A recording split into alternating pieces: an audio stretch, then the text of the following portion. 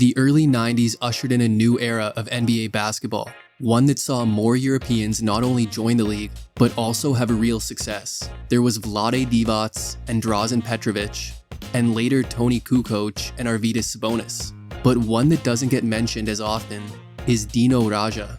When it came to the most talented players in Europe at the time, Radja was firmly in that conversation.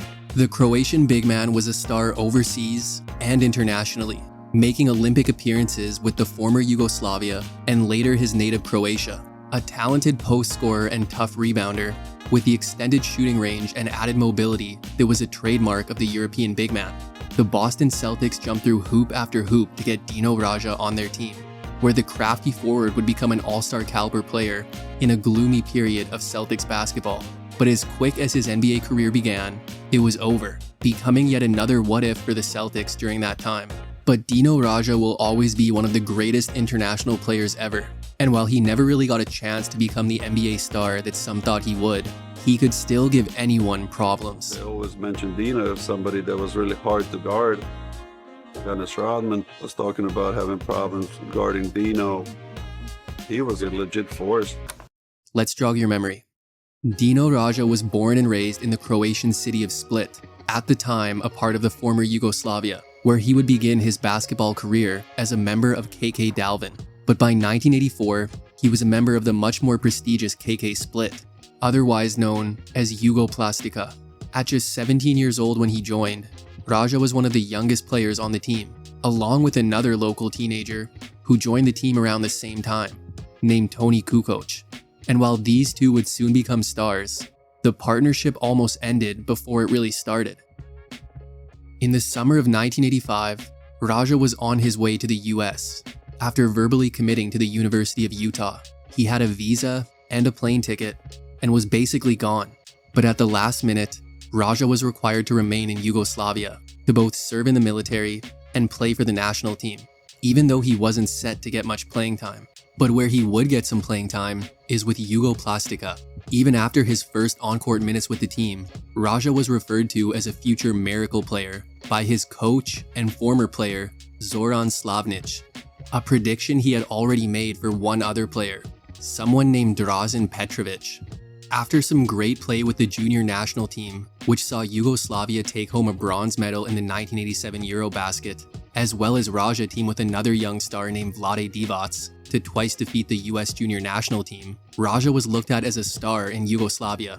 According to Kost magazine, he was a must in any plans that involved the national or his professional club, Jugoplastika, where he and Kukoc were dominating by the 1988 season, leading the team to the first of 3 straight Yugoslav League championships, defeating a Partizan team led by Vlade Divac in the playoff finals. Yet by the summer, they were again teammates, preparing for the 1988 Seoul Summer Olympics. And Yugoslavia wasn't just fielding a good team for those Olympics. They were sending one of the most talented national teams in basketball history, a roster filled with some of the best players in Yugoslavia, which included Radja and Kukoc, as well as Divac and superstar Drazen Petrovic. And after going 4-1 in group play, a 16-point and 7-rebound performance from Radja in the quarterfinals would help Yugoslavia dominate Canada. Then they would do the same to Australia in the semis, as Radja chipped in 11 points. But in the gold medal game, they ran into another national power in the Soviet Union, led by Arvydas Sabonis and Sarunas Marciulionis, a game that unfortunately ended in defeat as Radja returned home with a silver medal. Still an impressive accomplishment for a team whose core was so young, as Radja, Kukoc, Divac, and Petrovic were all under 24 years old. So it seemed like a gold medal or two were in their future, but they'd have to wait 4 years for the next opportunity. So for now, Radja would help lead Jugoplastika to another domestic title. Then in the EuroLeague Final Four, Radja would drop 18 points in a semifinals win over Barcelona, then go for 20 and 10 against Maccabi Tel Aviv in the final, not only leading the team to the EuroLeague championship, but also being named the MVP of the tournament. Then just 2 days after winning the Eurobasket tournament, Radja would have another reason to go to the United States. The 1989 NBA draft and subsequent season ushered in a new wave in the NBA. Guys like Drazen Petrovic and Sarunas Marciulionis, who had been drafted in previous years, would make their debuts this season. as would Vlade Divac, who was a first-round selection in this year's draft, as the 89-90 NBA season would be the first to really show that the NBA was a legitimate possibility for European players, while simultaneously showing that European players could both play and excel in the world's most well-known league. And Dino Radja was supposed to be part of that first wave, as he had been drafted just 14 picks after Divac. But that's when the problems started. Part of the reason why European players were rarely drafted was because of the risk. Any draft pick is a risk, but with the European players, there was the very real chance that they wouldn't be permitted to report to their new NBA team. There were a variety of potential obstacles, whether it was military obligations or their current club or federation refusing to release them from their contract. Sometimes the player themselves just didn't want to leave their team and country, a situation that Boston had already experienced. Luckily for Boston, as long as the financial offer was good, Radja was ready and willing to join an NBA franchise. Boston knew Radja was a risk, but they had been talking to him all spring and felt confident in his commitment to joining the team. Yet Boston also kind of had to draft him this year. NBA rule at the time made this the only year that Radja was draftable, as he was set to turn 22, the only age that the NBA allowed foreign players to be drafted at. Dino Radja liked the idea of the NBA. Jugoplastika did not like the idea of losing one of their stars, and understandably so, as Radja was under contract, a contract system which had just been implemented the year prior, with Radja having agreed to a 4-year deal which would keep him with the team until 1992.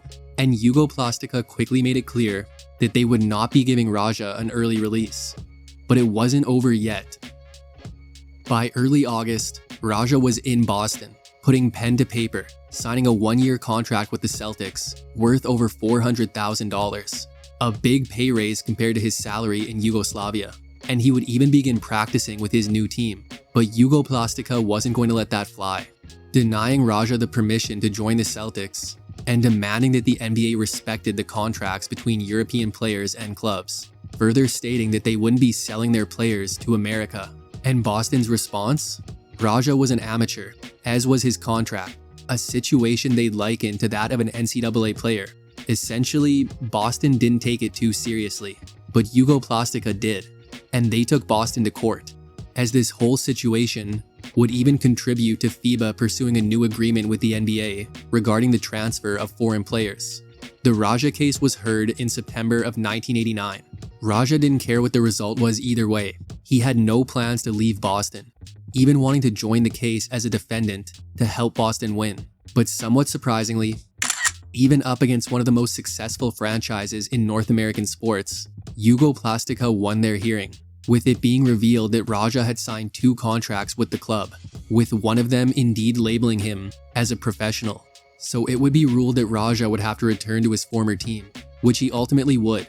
But the silver lining for the Celtics was that Radja was already in Boston, so they would still have to negotiate terms for Radja's return to Jugoplastika. And the terms that were agreed upon were that Radja would return home, but be released from his contract to join the Celtics the following summer, with Boston providing financial compensation for Radja's early release. So no NBA yet for Dino Radja, but in less than a year, Radja should be in Celtics green for good. Radja was back with Jugoplastika and Kukoc, and the two helped keep the team at the top, winning their 3rd straight Yugoslav League title and 2nd consecutive EuroLeague crown, with Radja scoring 12 points in their win over FC Barcelona in the final. But unfortunately for Radja, a foot fracture suffered in the gold medal final at the Goodwill Games would prevent him from competing in that summer's World Cup championship, where Yugoslavia would still capture the gold in dominant fashion. But a year had passed, so that meant it was time for Radja to rejoin the Celtics and begin his NBA career. Or so they thought. The Celtics just couldn't catch a break. In early August, instead of signing with Boston, Radja would sign with the Italian team Messaggero of Rome, a team that Boston was already in ongoing disputes with due to Brian Shaw refusing to leave the Italian club, even though he was under contract with the Celtics. But for Radja, a mistake on Boston's side had invalidated the contract he signed with them last year. Essentially, they had extended it through this season. But by NBA rule, a contract couldn't be extended in its first year, meaning Radja's contract with Boston was illegal. And when Messaggero came with an extremely lucrative $15 million offer, Radja couldn't refuse, with some believing that Messaggero paid as much as they did to ensure his signing and spite the Celtics due to the Brian Shaw situation. But there was still hope for Radja to eventually take an NBA court, as contract stipulations were included, which allowed him to rejoin Boston in the coming years. So Radja resumed his professional career on Italian soil, further developing his game as he continued to grow his star status, averaging 18 and 10 on nearly 60% shooting in his first season with his new team, earning himself an LBA All-Star selection and being named MVP of the All-Star game, as well as being named the second best player in Europe, behind only Toni Kukoc. Líder de triples de la Liga Italiana no interviene, Fantonado recupera el balón. Recordemos que ayer Italia consiguió una canasta contra España en cuanto a la consecución de la victoria. Radja, ahora exhibiéndose en su pista. Ganó su único oro continental. Kukoc sabe que le van a salir en ayuda.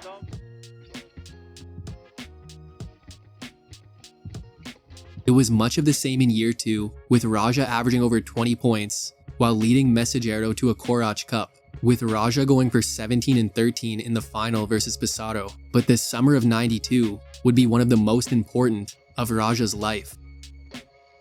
It had been 4 years, and the next Summer Olympics were set to kick off. This was supposed to be the year that Yugoslavia captured an Olympic gold, except Yugoslavia was no more. The Yugoslav Wars had begun a year earlier, and while they would still continue for years, at this point, some of the countries who made up the now former Yugoslavia had declared their independence, with one of those being Croatia. So Radja and his fellow countrymen like Kukoc and Petrovic would still have the opportunity to compete in the Olympics, but they were without one of their former top players in Vlade Divac, who was Serbian.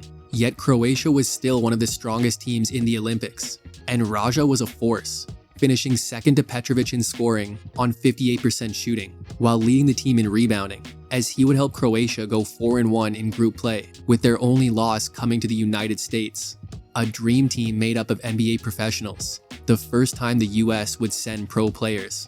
Then with Radja putting up double-doubles in both the quarter and semi-finals, Croatia had made it to the gold medal game, where they'd get another chance to take on the dream team. Radja would have one of his best games of the tournament, going for an efficient 23 points against some of the best big men in the world. But for as good as Croatia was, the US was just better, and Radja would have to settle for another Olympic silver medal. Radja would return to Italy for the following season and improve his scoring for the third straight year, while leading the team to another Croatia Cup appearance, yet one that they would leave empty-handed after falling to Olimpia Milano. Then Radja would capture a bronze medal with Croatia in the FIBA Eurobasket.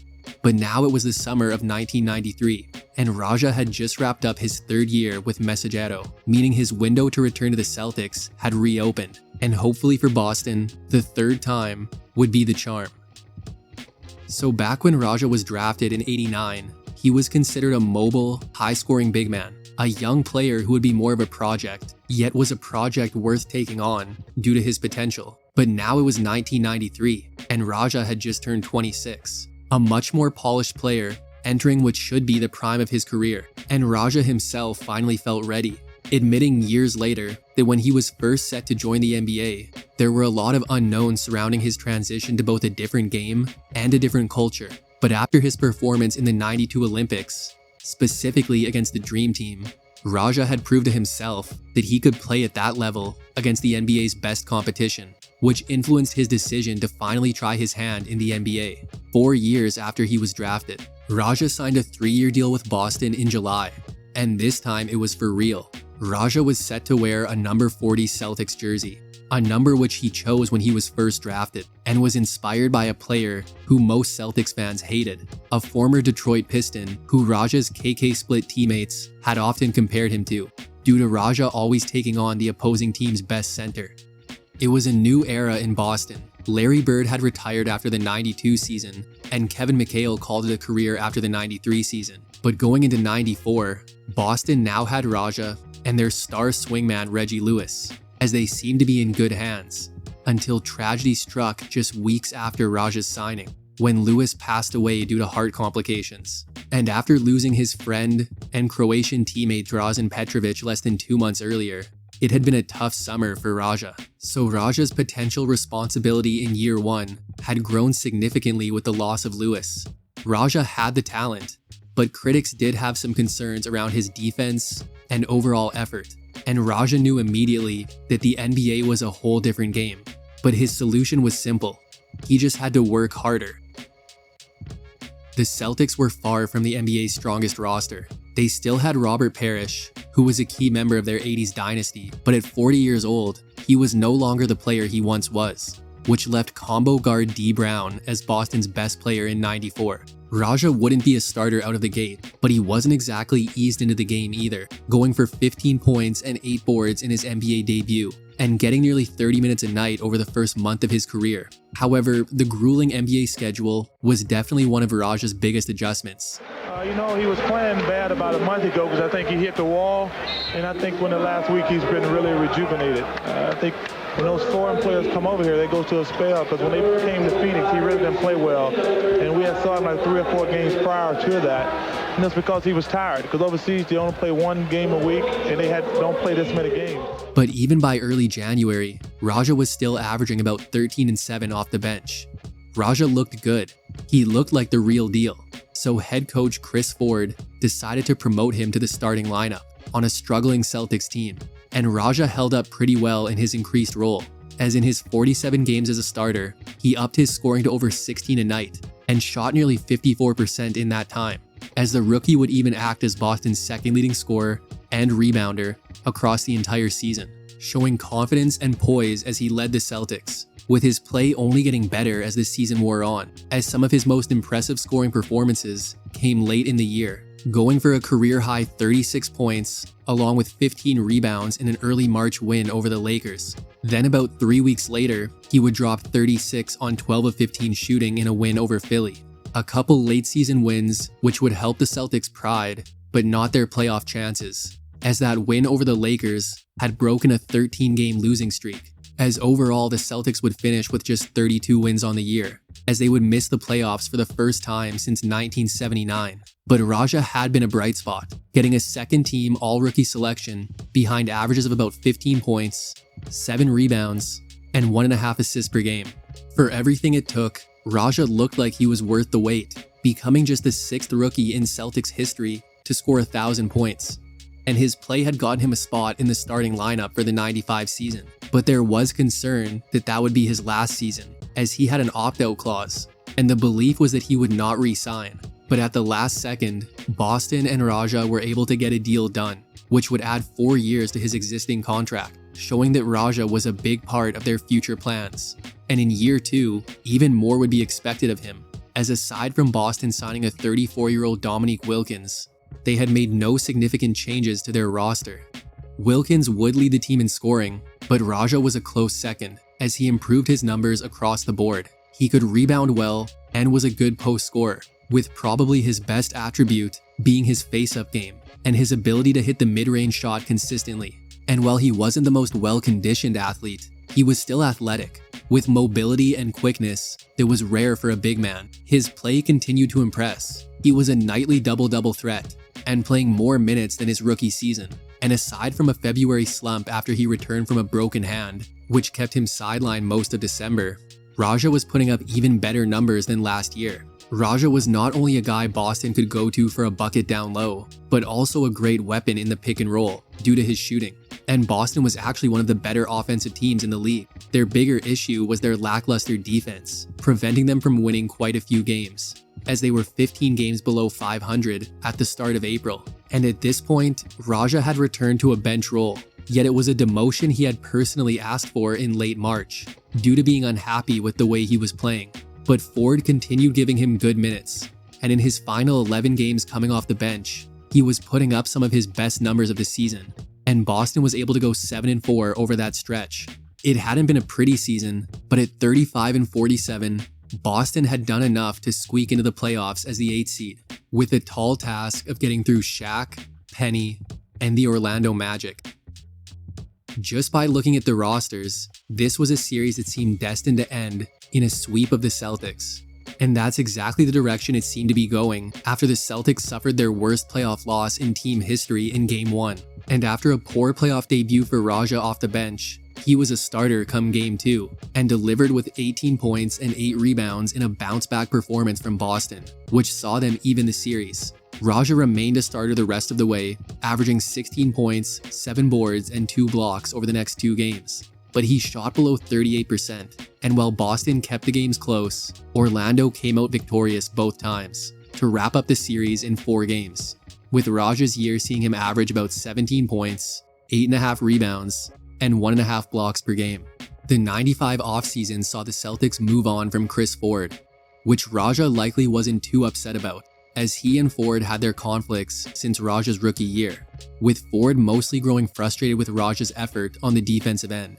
So the 1996 iteration of the Celtics would be coached by GM ML Carr, but now Wilkins was gone, and while the team still had guys like Rick Fox and had brought in last year's most improved player Dana Barros, their roster remained one of the weakest in the league, yet Radja was still their top player, and Boston really hoped he could enter into star territory in year 3. Radja continued taking steps in the right direction. Under Carr, the Celtics pushed the pace, which was a playstyle that Radja could still be very effective in, as he could not only run the floor, but could even handle the ball in transition.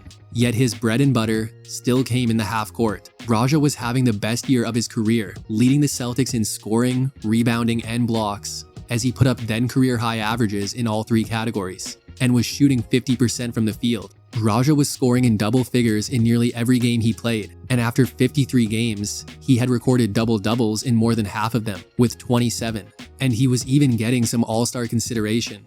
As for the Celtics, they were inconsistent, but they were still a tough out for any NBA defense, and Radja was a key reason, either taking on the scoring load himself or drawing extra defensive attention to open up the 3-point shot that these Celtics had made a big part of their game, with Radja doing some of his best scoring in February with multiple 30-point outings. But then as the month came to an end, so did Radja's season. A severely sprained ankle would sideline Radja, and with Boston not challenging for a playoff spot, Radja would be shut down for the season, ending his career year early with averages of about 19.5 points, 10 rebounds, and 1.5 blocks per game.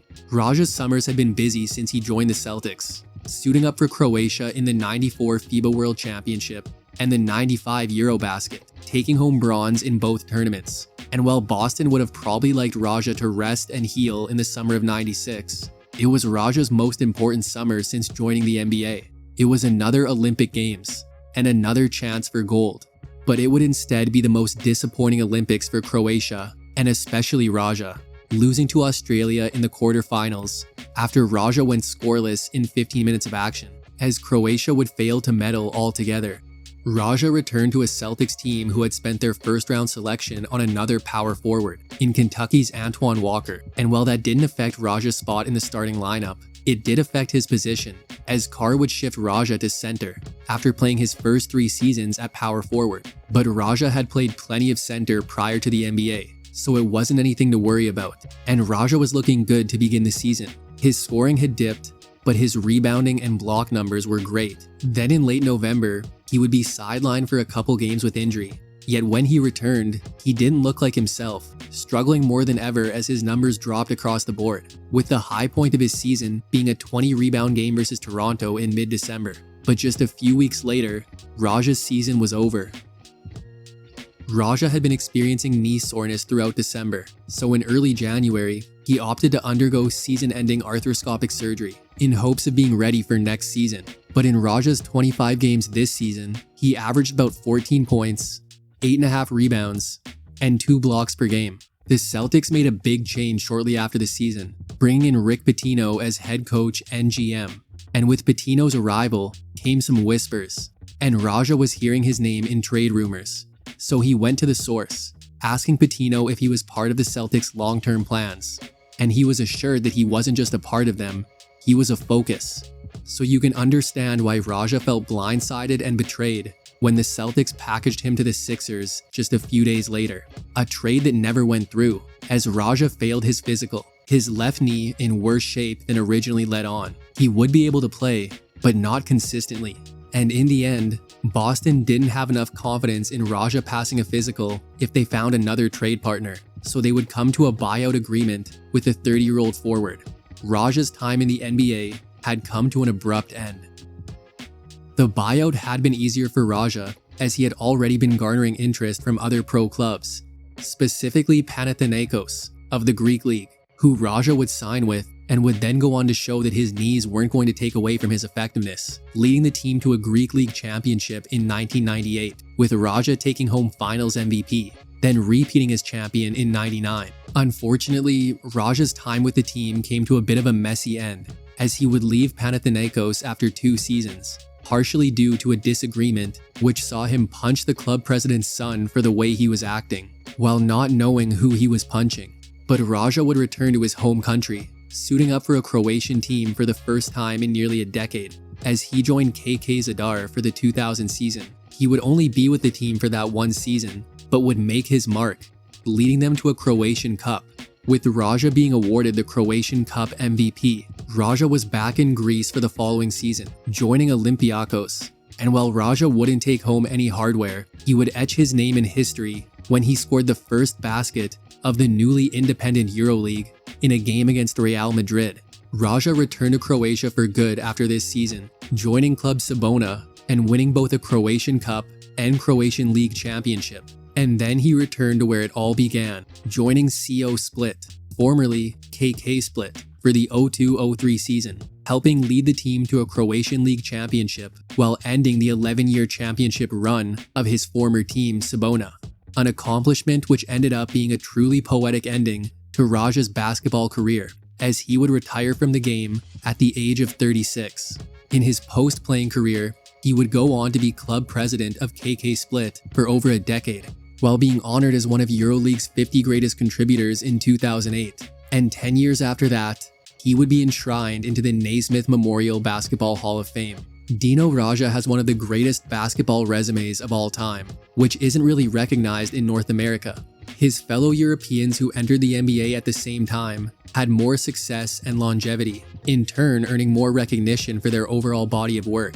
But Dino Radja is an all-timer just as much as they are, and while his NBA career was over quickly, he showed in a short period that the NBA game was no problem. Unfortunately, his lack of longevity and playing in a losing situation has left his time in the NBA mostly overlooked, but a great professional basketball career doesn't need to include the NBA.